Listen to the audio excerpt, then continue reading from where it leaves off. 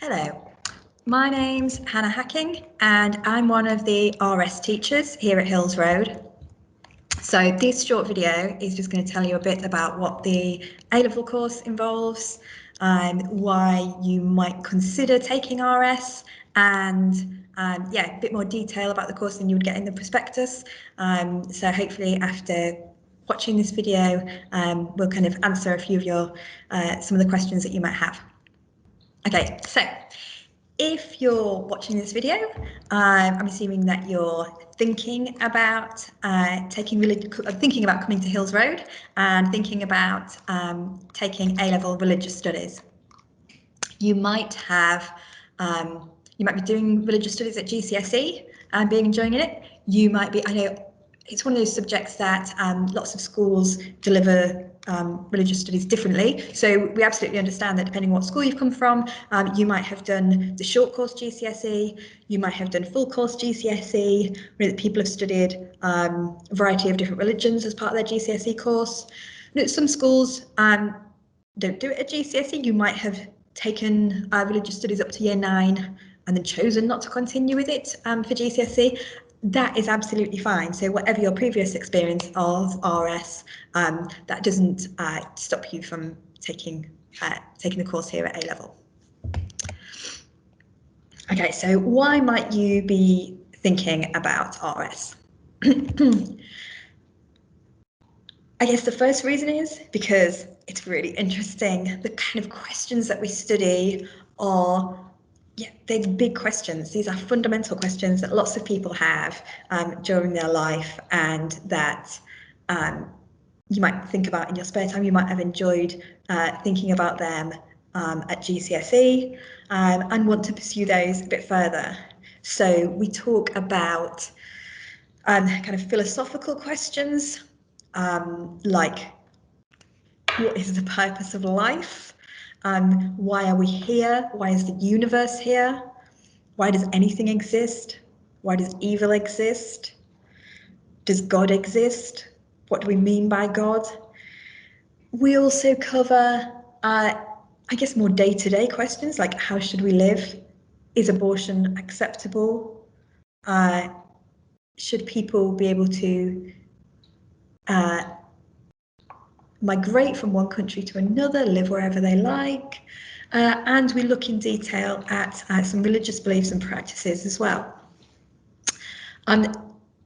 So as well as the content, which is really interesting, RS gives you the chance to develop some really important skills. So if you like kind of philosophical thinking skills, if you like considering and discussing those big questions, we will really develop your essay writing skills, your analytic skills, your kind of precision and ability to write really clearly and succinctly, to argue convincingly for one point or another. We will also hopefully give you the chance to discuss things from a variety of points of view, to be really open-minded and aware of why people have different points of view, and of how to approach these big questions and debates when there is a difference of belief, difference of opinion. We look at lots of contemporary ethical and religious issues. A few examples are like the role of animals, animal rights, abortion, euthanasia. Look at feminism and religion and from an ethical perspective. And you will also just have a lot of fun in lessons. Religious studies is a popular subject here.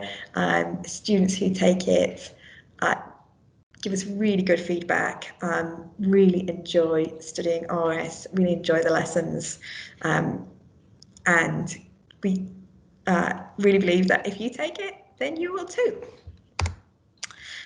So a bit more detail then about what the course involves. This is what most people want to know from these kind of videos and introductions, is what do we actually do? So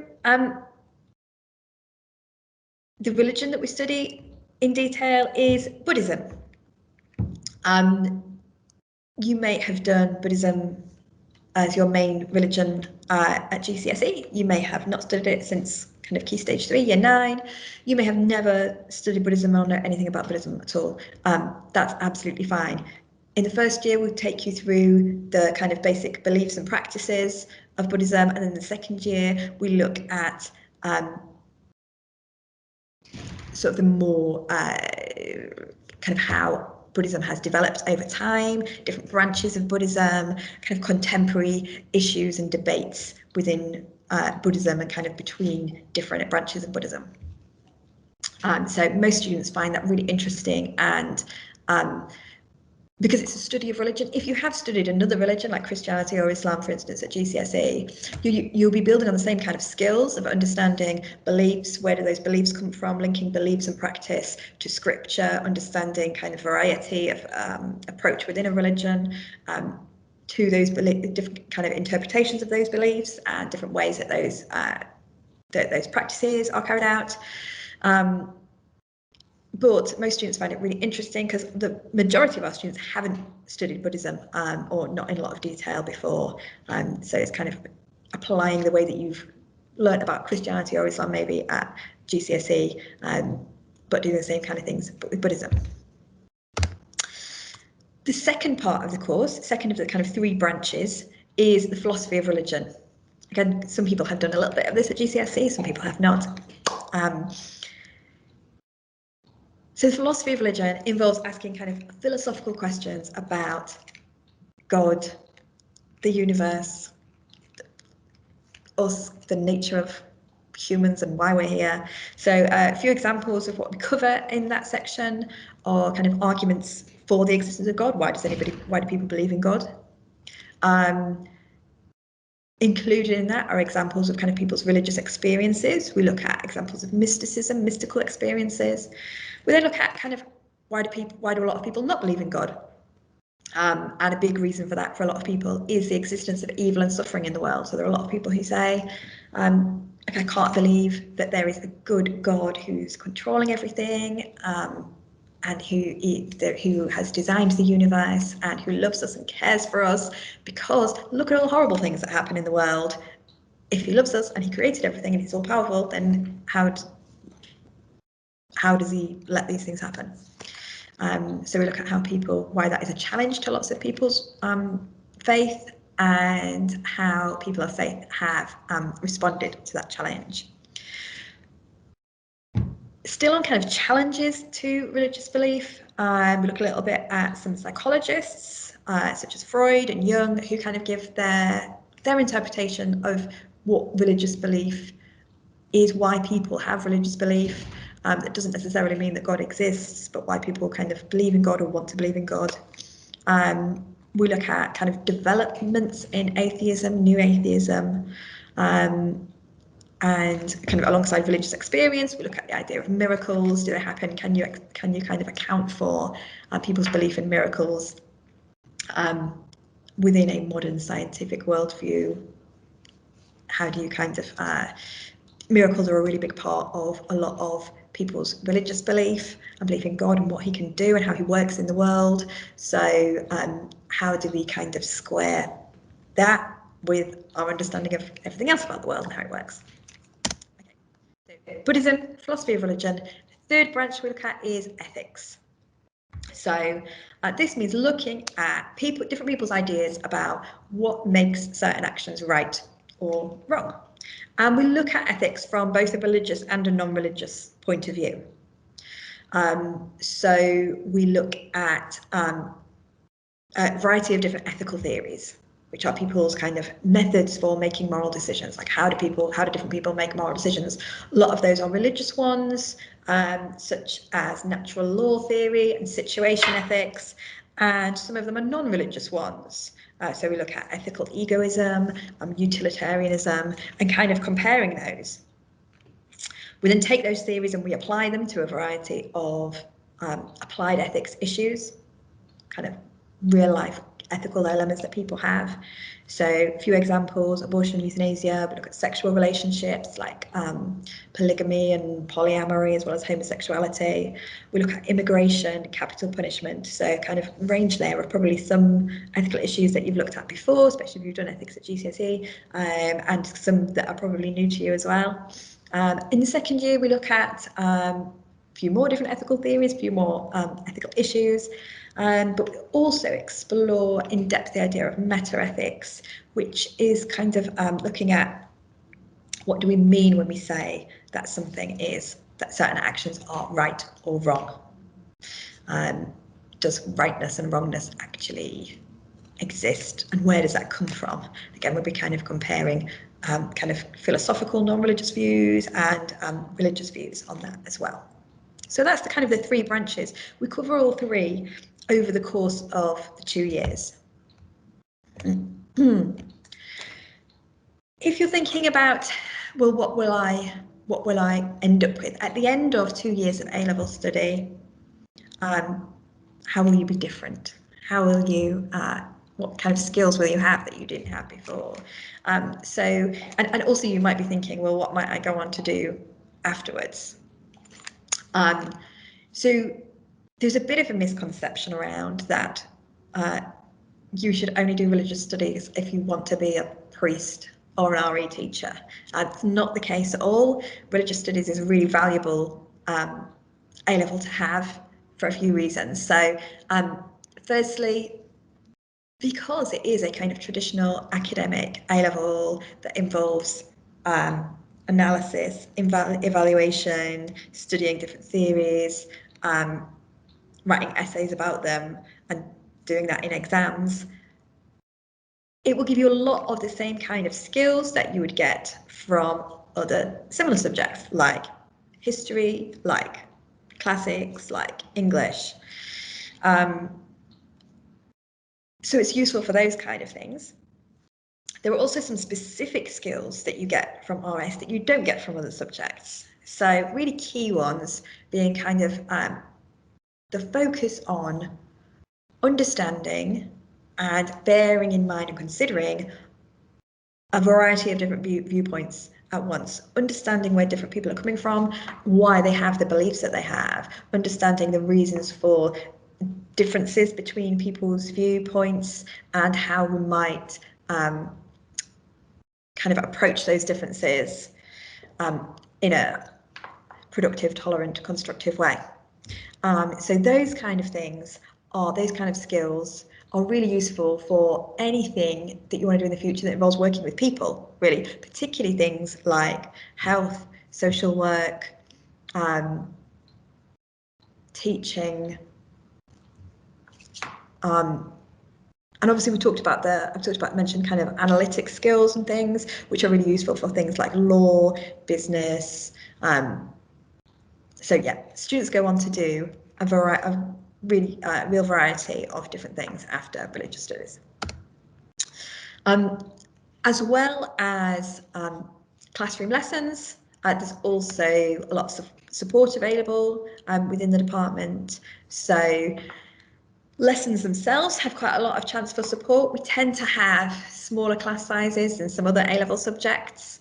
So there's usually a good chance for you, usually a really good chance for you to get to know teachers, get to know other people in the class, and to get support from us directly during lessons. There is loads of support in terms of resources. There are official exam board endorsed textbooks and revision guides that cover the whole course. All our resources are available online, so outside lessons, if you've missed something, you need to catch up, or you just need to go back and have a look at something again, then you can access kind of PowerPoints and things like that online. We pair students up with a kind of study buddy. So if there's something that you're not sure about and you don't really want to ask the teacher, or you don't think, oh, I just need a reminder on something, you can ask your study buddy. Or if you've kind of missed something or you're not sure about something, you can your study buddy can help you out there. And we also put on specific support sessions at lunch times when you can come and have a bit of one-to-one time with the class teacher. If there's specific things that you want to go through and get help with. In terms of how the course is assessed, we assess you through written essays regularly throughout the course. So every few weeks, kind of usually at the end of a topic, we'd set you an essay to do either for homework or kind of timed in class.